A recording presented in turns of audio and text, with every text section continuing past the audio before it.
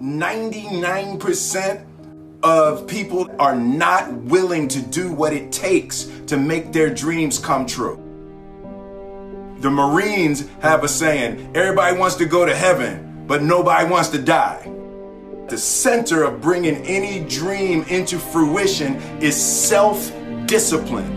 You know, something as simple as food and eating. It's not about your body as much as it is about your mind. It's getting command of your mind to be able to choose actions that are in your own best interest. Every day we are choosing that's not in our own best interest. So if the world is attacking you and the world wants to fight you and the world's trying to hold you down, so you're gonna kick yourself in the balls? So you're gonna stop yourself from getting what you dream. And I think the word discipline has kind of gotten a bad name. We think about it in terms of punishment. I'm not talking about discipline in that way. I'm talking about discipline in the sense that you forego immediate pleasure for the exchange of long-term self-respect. I believe that self-discipline is the definition of self-love. That when you say that you love yourself, that means that you have behavior towards yourself that is loving. Self-discipline is the center of all material success. You cannot win the war against the world if you can't win the war against your own mind.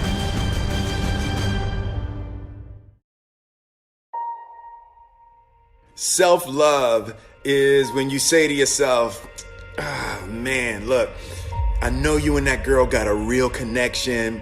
I know y'all vibe, but that's your girl's cousin. So I love you too much to let you do that.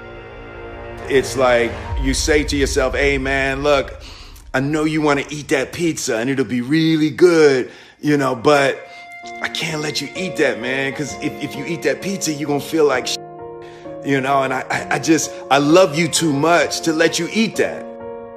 Self-love is, hey, look, I know you got a test on Monday, and I know you really want to go out with your friends. It's Saturday night, you want to go out, but if you fail that test, you're not going to feel good about yourself. I love you too much to let you go out tonight. Self-discipline is self-love. If you want to be happy, you have to love yourself, which means you have to discipline your behavior. The road to sustained happiness is through disciplining your behavior. We tend to base our self-esteem on what other people think. And that's not really self-esteem. Self-esteem is supposed to be how we feel about ourselves. And I was just saying how dangerous it is to allow other people to determine how you're going to feel about you. And it's kind of like looking into a broken mirror. You're going to look in a broken mirror and then change your face to try to look good in this defiled, busted, broken mirror. And it just, other people's opinions is a really way to determine how we feel about ourselves.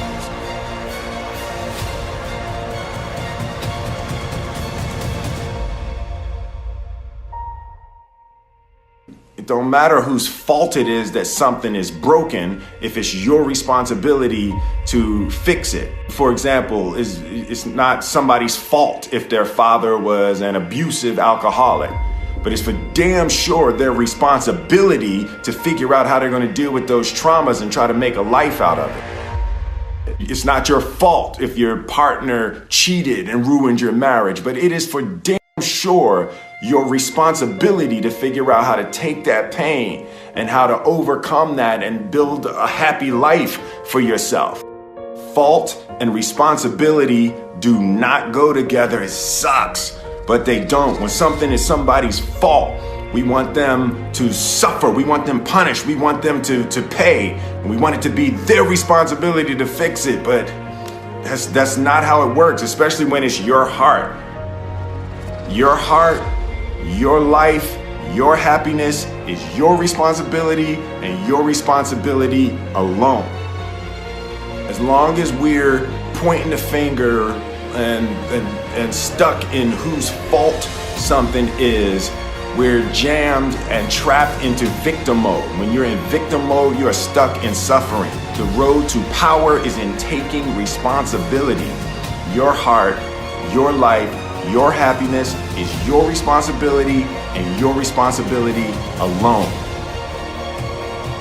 You can make a person smile, you can make a person feel good, you can make a person laugh, but whether or not a person is happy is deeply and totally and utterly out of your control.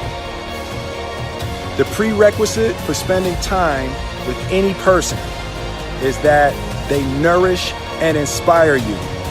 They feed your flame. Look at your last 5 text messages. Are those people feeding your flames or dousing your fire? Put your phone down for just a second and look around. Look to the people around you. Are those people throwing logs on your fire or are they pissing on it?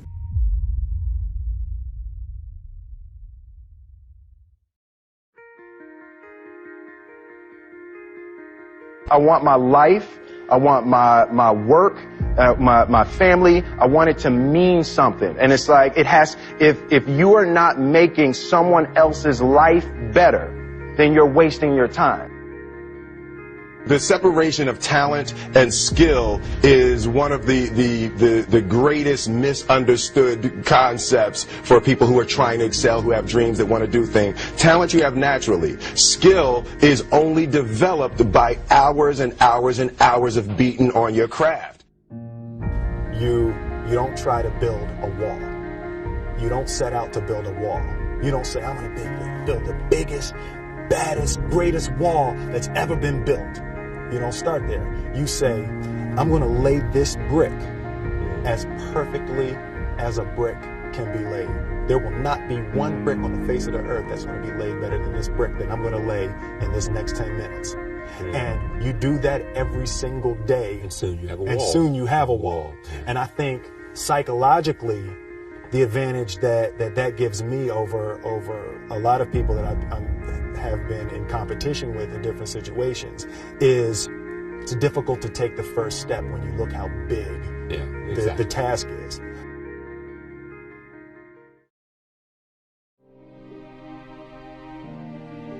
The definition of who I am is very clear to me, and it also redefines who I want to be, in that I know for a fact that I'm stronger than I thought I was. You know, you can't help but ask yourself the question, what would I do if I was in Muhammad Ali's shoes? I'm motivated by fear. I hate being scared to do something. And I think what developed in my early days was the attitude that I started attacking things that I was scared of. Why were you scared in your bed the night before? What do you need that fear for? Just don't go. Why are you scared in your bed 16 hours before you jump? Why are you scared in the car? Why could you not enjoy breakfast? Fear of what? You're nowhere even near the airplane. Everything up to the stepping out, there's actually no reason to be scared. It only just ruins your day. You don't have to jump. And then in that moment, all of a sudden, where you should be terrified is the most blissful experience of your life. And God placed the best things in life on the other side of terror.